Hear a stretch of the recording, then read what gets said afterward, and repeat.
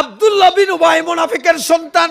আব্দুল্লাহর উটের পায়ের সাথে নিজের পায়ের টাকনু ঠেকে দিয়ে বাবারে চ্যালেঞ্জ করেছে, ব্যাখ্যা দাও, আমার নবী সম্মানী না তুমি সম্মানী? আমার নবী যদি সম্মানী হয় এই কথা বলে থাকো তোমারে ক্ষমা করে দেব, আর আমার নবী অসম্মানী এই কথা যদি তুমি বলে থাকো আব্দুল্লাহর তরবারি তার ফয়সালা দেবে। জোরে বলুন আল্লাহু আকবার। আল্লাহর বান্দার নাম ঈমান, এর নাম কালিমা। কালিমার কারণে আবু উবাইদা ইবনে জাররাহ নাম শুনেছেন। বদরের যুদ্ধে নিজের বাবা কাফের, ছেলে মুসলমান, বিশ্বনবীর একজন সিপাহ সালার রণাঙ্গনে যুদ্ধ করছেন, কাফেরদের কচুকাটা করছেন। বারবার তার বাবা তার আক্রমণ করছে হত্যা করবার জন্য। যেহেতু বাবা কাফের, যতবার বাবা আক্রমণ করে কৌশলে ওখান থেকে সে দূরে সরে যায়। একবার নয়, দুবার নয়, প্রায় 5-6 বার পর্যন্ত বাবারে সম্মান করেছে, বাবা ওরে ছাড়ছে না। শেষ পর্যায়ে নিজের তরবারি দিয়া নিজের বাবারে জাহান্নামে পাঠিয়ে দিয়েছে। এরপরে বিধর্মীরা প্রচার শুরু করে দিল, মুসলমানরা মুসলমানের মতো এত নিকৃষ্ট ধর্ম হতে পারে না যে নিজের সন্তান নিজের বাবারে কেউ আরে। কোরআনের আয়াত নাজিল করে আল্লাহর কোরআন প্রমাণ পেশ করে দিল, কালেমা হলো মুসলমানদের পরিচয়। বাপ যদি কালেমাওয়ালা হয় সে মুসলমান, সন্তান যদি কালেমাওয়ালা না হয় কাফের। একজন কাফের আর একজন মুসলমান দুজন কখনো সমান হতে পারে না। সম্মানিত ভাইরা আমার, এই জন্যে এখান থেকে শিক্ষা নিন, মুনাফিক হলো ইসলামের সবচাইতে বড় দুশমন। যুগে যুগে দিনের ক্ষতি করেছে, ইসলামের ক্ষতি করেছে মুনাফিকরা, সমাজের ক্ষতি করেছে মুনাফিকরা। এই মুনাফিকদের মুখে থাকে চেনি, চেনির মতো ছুরি দেওয়ার আঘাত করে। নবীজি বলেছেন আয়াতুল মুনাফিকে সালাসা, 3টা আলামত, 3টি জিনিস যখন পাওয়া যাবে তখন তাদের ভিতরে মুনাফিকি আছে, এই কথা বলে দিবে।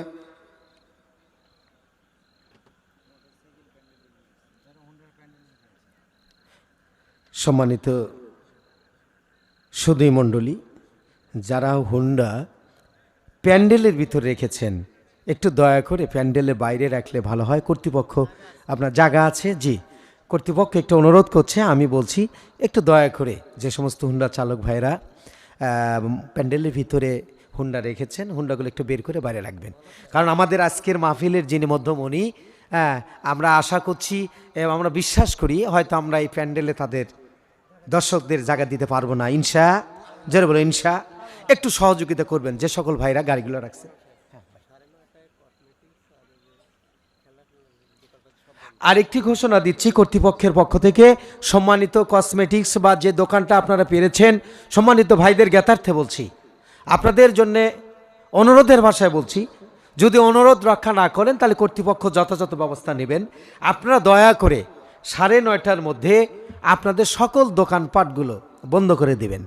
আপনারা দয়া করে মেহরবানি করে 9:30টার মধ্যে আপনাদের সকল দোকানপাটগুলো বন্ধ করে দিবেন। আর আপনারা যদি না দেন, এই সুন্দর কথা, নরম কথা যদি আপনারা না মানেন, ভায়োলেশন করেন, তাহলে কর্তৃপক্ষ যথাযথ ব্যবস্থা সময় মতোই গ্রহণ করবে ইনশাআল্লাহ। সম্মানিত ভাইরা আমার, সুতরাং ইসলামের জন্য, দিনের জন্য সবচাইতে বড় দুশমন হলো মুনাফিক। আয়াতুল মুনাফিকে সালাসা, 3টি আলামত হলো মুনাফিকের। ইজা হাদাসা কাযাবা, যখন কথা বলেন মিথ্যা কথা বলে। ওয়াইজা ওয়াদা খলাফা, যখন ওয়াদা করে খেলাফ করে। ওয়াইজা তুমিনা খানা, যখন আমানত রাখা হয় খেয়ানত করে। এই 3টি দোষালা লোক আমাদের সমাজে আছে কি নেই? আল্লাহর নবীর চরিত্রে যতগুলো ভালো গুণ ছিল ভালো করে শুনে নিন। মক্কার সকল কাফের বেঈমান নবীরে 2টা গুণে ভূষিত করেছিলেন।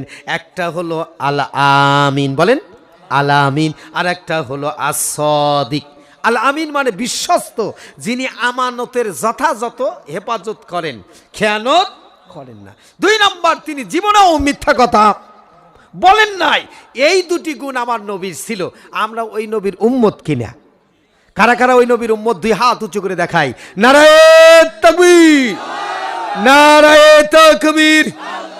আমার নেতা, তোমার নেতা বিশ্ব নবী মুস্তাফা নারে তাকবীর, আল কোরআনের আলো, আল হাদিসের আলো, নারে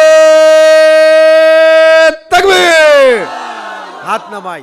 হে আল্লাহ, ওই দুটি গুণ, নবী সত্যবাদী ছিলেন, আমানতের খেয়ানত করেন নাই। আমরা নবীর যদি উম্মত হই তাহলে আমাদের ভিতরে এই গুণ থাকার দরকার।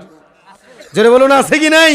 আজ থেকে তওবা করব, আমরা মিথ্যা বলবো না, আমানতের খেয়ানত করব না, ওয়াদা দিয়ে ওয়াদা খেলাপ করব না। আমরা মুমিন হব, আমরা মুসলিম হব, আল্লাহর জান্নাতে যাব। জোরে বলুন সুবহানাল্লাহ। সম্মানিত ভাইরা আমার, আমি আয়াতটাই শুরু করছি। দেখবেন প্রথম আয়াতের অংশ বিশেষে পড়েছি আনফিকু, আল্লাহ দানের কথা বলেছেন। জোরে বলুন ঠিক কিনা? এবং সেই হাদিসটি শোনাই, হাদিসটি বলেই আমি মূল পয়েন্টে চলে যাচ্ছি ইনশাআল্লাহ। ওয়াকালা নবী সাল্লাল্লাহু আলাইহি সাল্লাম, আল্লাহ রাসূল বলেছেন, মাসালু ইবনে আদম, আদম সন্তানের দৃষ্টান্ত।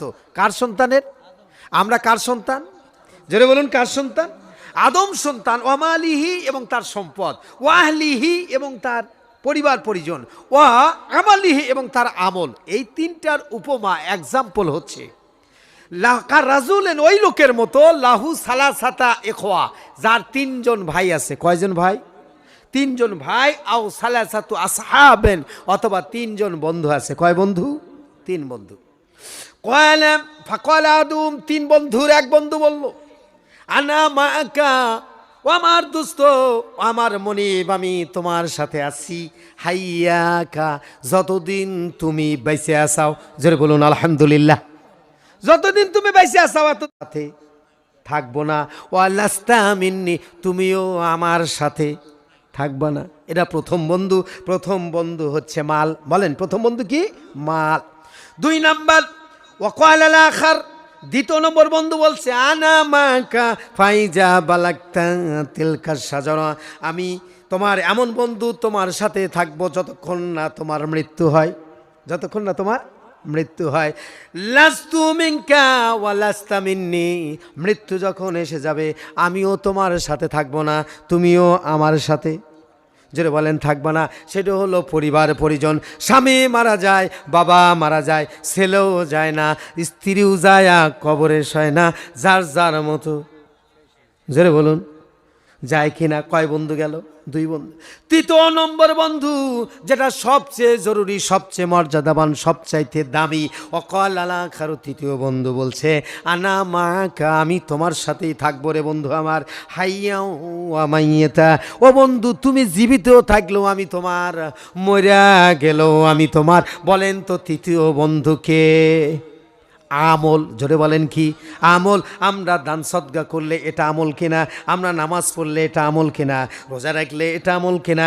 এই মাসের আগের মাসেই নবী দোয়া শিখিয়ে দিলেন, আল্লাহুম্মা বারিক লানা ফি রাজাবা ওয়া শাবান ওয়া বাল্লিগনা রমাজান। বলুন আল্লাহু আকবার। হে আল্লাহ, রজব মাসে বরকত দাও, শাবান মাসে বরকত দাও, আর রমজান মাসে আমাদের পৌঁছে দাও। সবাই বলুন আমিন। সম্মানিত ভাইরা আমার, তাহলে তিন বন্ধুর মধ্যে সবচেয়ে দামি বন্ধু হচ্ছে সেই বন্ধু, যেই বন্ধু মরণেও থাকে, জীবিত অবস্থায়ও থাকে, সেটা হলো আমল। আমলের লাভ আছে কিনা? একটা আয়াত দিলে অনেকগুলো ফজিলত বলার সময় নাই। মূল টার্গেট হচ্ছে আল্লাহ, আমরা যে জায়গার জন্য কবরস্থানের উন্নতি কল্পে এই মাহফিলের আয়োজন করা হয়েছে, মুক্ত হস্তে আমাদের দান করার দরকার। যে বলুন, আছে কি নাই?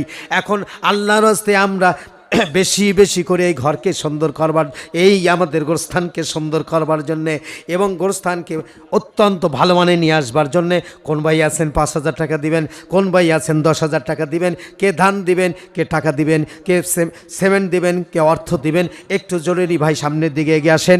আর কোরআনের ওই আয়াতের দিকে খেয়াল করি, দান করব ওই দিন আসার আগে, মরার আগে। জোরে বলুন ঠিক কিনা? আমি আপনি মরার সময় এসে গেলে, মৃত্যু যদি এসে যায়, হাজারো ইচ্ছা করলেও দান করার সুযোগ, জোরে বলুন, আছে কি নাই? নাই। আমার মালের মালিক আমি ততক্ষণ জীবিত আছি যতক্ষণ, মরে গেলেই আমার মালের মালিক কারা হয়ে যাবে? পরিবার হয়ে যাবে, পরিজন হয়ে যাবে। আমার ছেলে, আমার মেয়ে, আমার স্ত্রী আমার সম্পদের মালিক হবে, আমি আর মালিক, যে বলুন, থাকবো না। এই জন্য কোরআনের ভাষায় আমি বলি, আনফিকু মিম্মা রাযাকনাকুম। এইগুলো আদায় হয়েছে, নামটা একটু পড়ি আপনাদের শোনাই। মোহাম্মদ আব্দুর রাজ্জাক মাস্টার 1,000 টাকা, মোহাম্মদ আব্দুল মান্নান কায়েম না 1,000 টাকা,